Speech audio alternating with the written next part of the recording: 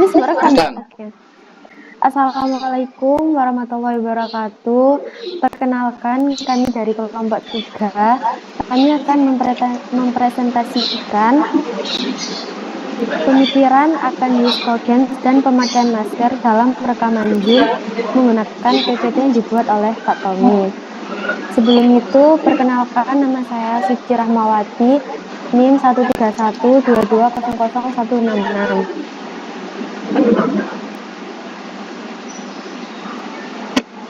Dan juga perkenalkan, nama saya Nasrul Ramadan Akbar dengan NIM 13122000138.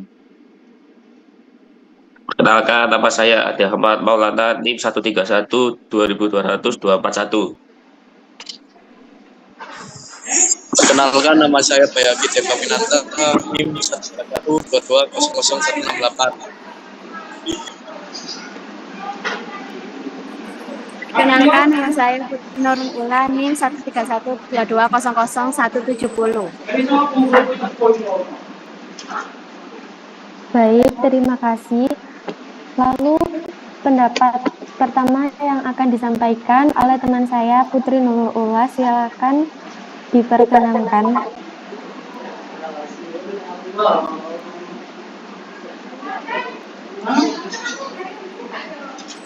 Ius Cogens atau Ius Cogens Peremptory Normes adalah asas dasar hukum internasional yang diakui oleh komunitas internasional sebagai norma yang tidak boleh dilanggar dalam keadaan apapun.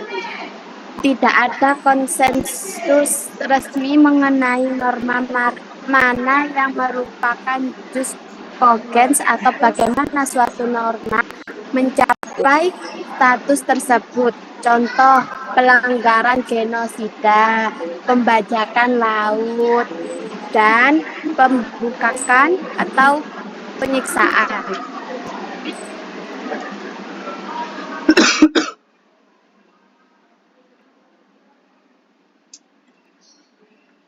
Lalu bagaimana tanggapan Putri soal yang pemakaian masker yang disuruh analisis itu kayak gimana sih? Bahkan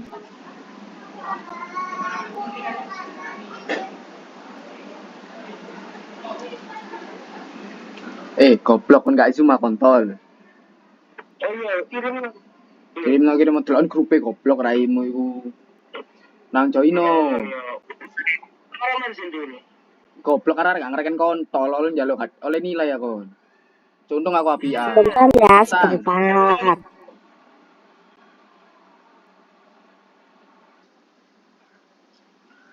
ya udah, sambil menunggu teman kita Putri, bisa dilanjutkan sama Mas Ade. Bagaimana sih use cogens itu menurutnya Mas Ade itu gimana, sama soal yang analisis yang pemakaian masker itu?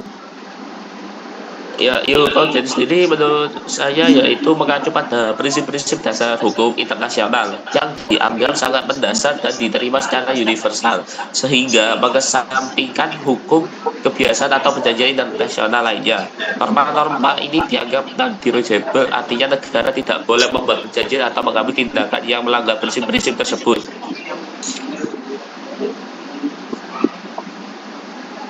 Oke, makasih. Ini kita bahas yang use cogens dulu ya. Nanti setelah habis use cogens nanti dilanjut sama yang Putri yang soal masker tadi. Lalu dilanjutkan sama Nasrul soal use cogens itu gimana sih? Nah, perihal tentang use cogens itu adalah peraturan dari seluruh dunia mengenai terkait aturan untuk dilakukan oleh seluruh negara-negara yang bergabung dalam yang ada di bumi ini, termasuk kayak contohnya ASEAN atau grup yang ada di Eropa gitu. Jadi semua peraturan itu harus dilakukan oleh seluruh negara yang bergabung dalam suatu grup tersebut. Sudah. Lanjutkan sama Bayaki Deva soal use cogens itu apa?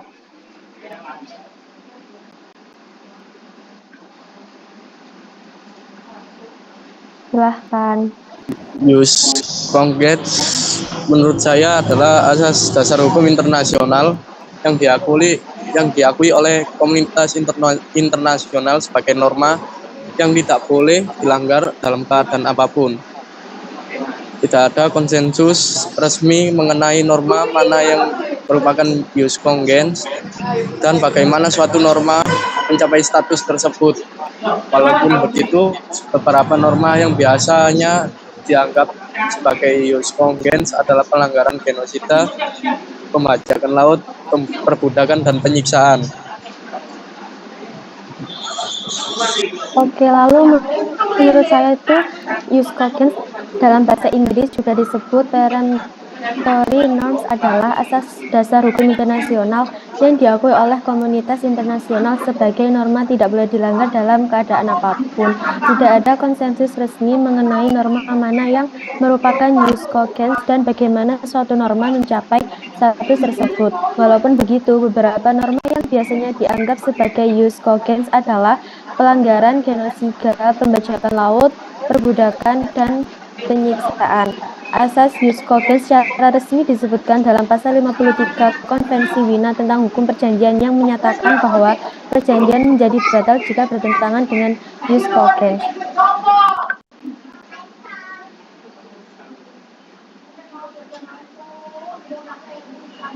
Lalu hal itu kan udah membahas tadi yang jus cogens, lalu bisa dilanjutkan yang soal pemakaian analisis masker itu gimana sih, dilanjutkan sama Putri Nurul Ulah. Silahkan. Ya, di sini saya akan menjelaskan tentang pemakaian masker di Indonesia. Itu sudah memulai era baru di masa pandemi COVID dengan memperlakukan bebas masker di luar ruangan. Sudah dimulai sejak tanggal 18 bulan 5 tahun 2022. Indonesia adalah salah satu dari puluhan negara di dunia yang kini tidak mewajibkan warganya mengenakan masker di ruang terbuka. Pemerintah sudah memutuskan untuk melanggar kewajiban pemakaian masker jika masyarakat sedang beraktivitas di luar ruangan atau di area terbuka yang tidak padat orang, maka diperbolehkan untuk menggunakan masker. Kata Presiden Jokowi kita yang sekarang. Jokowi juga memutuskan tersebut diambil sejalan dengan penanganan pandemi COVID Indonesia yang semakin terkendali dalam beberapa waktu terakhir. Cuma sekedar mengingatkan, kewajiban memakai masker itu pertama kali disampaikan Jokowi pada penyebaran COVID dulu waktu 2020 itu kini sudah mereda dan Jokowi sudah tidak mewajibkan untuk memakai masker di luar ruangan. Itu saja. Ya, berarti nggak termasuk jus cogens ya kalau menurut Putri. Terus dilanjutkan sama Mas Adi, gimana menurut yang analisis yang pengen tahu? Silahkan.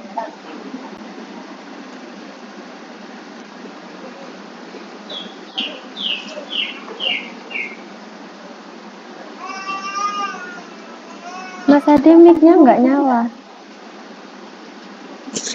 Oh iya, sorry. Ya, menurut saya sih ini ya.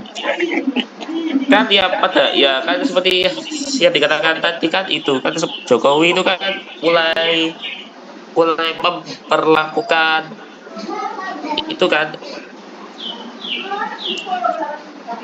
penggunaan masker sekarang kan sudah jarang itu kan dilakukan kan. Nah, itu kan menurut kan Jokowi itu kan melakukan hal tersebut kan berdasarkan seperti kayak analisa kayak perkembangan kayak itu virus COVID sekarang ini kan.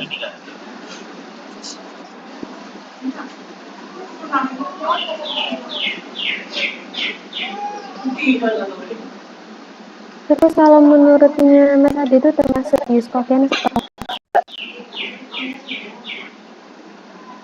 Kenapa? menurutnya Mas Adi itu termasuk use cocaine apa enggak? Kalau menurut saya sih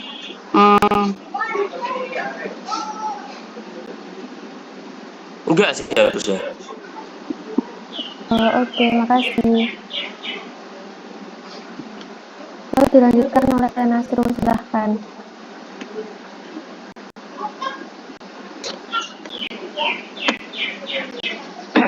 Nah, ngomong-ngomong terkait peraturan penggunaan masker dan use cocaine kan berarti seperti aturan dari hukum internasional. Nah, ngomong soal coronavirus, ada peraturan dari WHO. WHO ialah World Health Organization. Nah, Direktur Jenderal WHO yang bernama Tedros Adhanom Ghebreyesus pernah menghimbau untuk seluruh negara-negara atau masyarakat yang berada di dalam suatu negara untuk memakai suatu masker agar menunda pencegahan dari coronavirus tersebut. Apalagi yang bekerja dalam klinik kesehatan dan juga yang bekerja di dalam jalan-jalan kayak gitu, yang ada di luar, agar coronavirus ini lebih cepat terantisipasi penyebarannya gitu. Jadi kayak mencegah sering minum obat-obatan atau menjaga kesehatan, melakukan olahraga. Direktur Jenderal WHO pernah berkata tersebut untuk mengimbau para masyarakat yang ada di seluruh dunia. Dan terkait use cocaine sudah pasti perkataan atau peraturan yang disebutkan oleh Direktur Jenderal WHO tersebut sudah pasti termasuk dalam use cocaine. Sudah.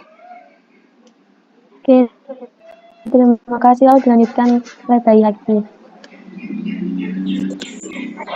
Menurut saya pemakaian masker sekarang itu tidak wajib karena menurut pemerintah sudah tidak ada yang namanya COVID-19. Maka dari itu aturan tersebut dicabut oleh pemerintah pusat.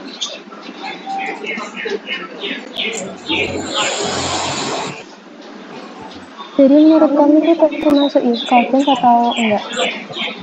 Menurut saya tidak termasuk karena tidak ada paksaan dalam aturan tersebut. Oke, terima kasih. Tadi kan Raflian belum menjelaskan soal use cocaine ya. Silakan Raflian menjelaskan soal use cocaine itu apa? Ya, pertama saya akan menjelaskan tentang use cocaine. Use cocaine itu yang berarti hukum memaksa. Use cocaine disebut sebagai norma-norma yang diakui oleh masyarakat internasional, memiliki kedudukan tertinggi dalam hukum internasional. Nah, maksudnya itu jika ada suatu peraturan hukum yang bertentangan dengan use cocaine, maka peraturan hukum tersebut dianggap batal. Misalnya saja dalam pasal 53 Vienna Convention on the Law of Treaties 1969 atau VCLT, suatu perjanjian internasional akan null and void ketika bertentangan dengan use cocaine. Terus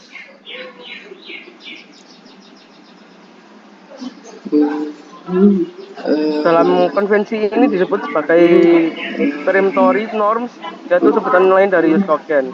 Pasal tersebut menjelaskan juga bahwa use cocaine ini adalah norma yang diakui oleh hukum internasional sebagai norma yang tidak boleh disimpangi oleh suatu apapun. Ketika sebuah norma use cocaine bertentangan dengan use cocaine lainnya, barulah bisa disimpangi. Pasal 64 PCLP menjelaskan bahwa jika perjanjian internasional sudah dibuat lalu kemudian hari ada use cocaine baru yang muncul, maka perjanjian tersebut harus berhenti berlaku. Dah. Oke, makasih. Terus kalau soal pendapat aku yang mewajibkan menggunakan masker dan WHO juga tidak mewajibkan menggunakan masker, itu termasuk pelanggaran terhadap hukum internasional atau tidak? Kalau menurut saya sih nggak termasuk youth congress karena pengertian youth congress itu sendiri kan setiap warga negara masyarakat itu juga memiliki kebebasan untuk memiliki hak. Jadi sekarang juga kan COVID kan sudah mereda. Soal penggunaan masker itu hak mereka. Kalau mereka nggak pakai ya nggak apa-apa. Kalau misal mereka pakai juga nggak apa-apa. Senyamannya mereka yang menggunakan masker sih. Soalnya kan pemerintah sendiri juga kan sudah nggak mewajibkan soal tentang pemakaian masker itu. Kalau menurut aku sih gitu. Terus soal yang Raflian itu kalau menurut kamu yang soal masker itu gimana? Analisa masker itu.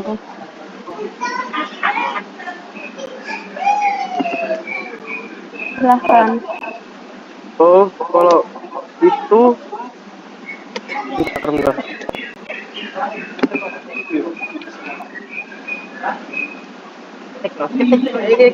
Menurut aku sih kalau itu gimana ya? Sebenarnya kalau waktu masih dalam masa pandemi kemungkinan itu termasuk Yuskogen. Tapi karena pemerintah telah menghapus aturan wajib protokol kesehatan, terutama penggunaan masker dan pelaksanaan vaksinasi COVID-19, aturan tersebut sudah tertulis dalam surat edaran Satuan Tugas Penanganan COVID-19 nomor 1 tahun 2023 tentang protokol kesehatan pada masa transisi endemi COVID. Itu udah agak wajib kalau buat sekarang buat pakai masker itu. Waktu itu wajib. Jadi kalau untuk sekarang itu nggak termasuk Yuskogen karena udah peraturannya udah diberhentikan. Tapi kalau waktu itu masih jadi Yuskogen karena waktu itu emang satu dunia kan, hampir satu dunia sepakat untuk menggunakan masker untuk menanggulangi masalah COVID-19 itu.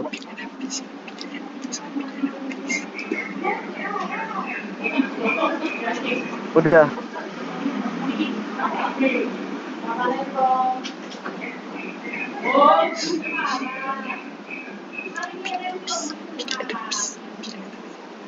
Sudah selesai.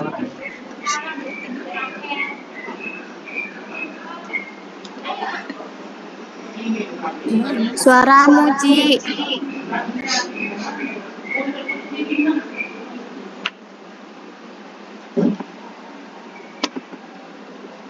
Suaranya Mbak Suci nggak ada.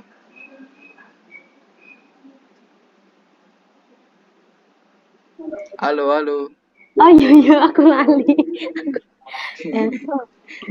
Terima kasih itu yang telah disampaikan oleh kelompok 3, kelompok kami bagaimana pengertian Yuskogen, lalu bagaimana pemerintah terkait penggunaan masker termasuk pelanggaran hukum internasional yang Yuskogen atau tidak.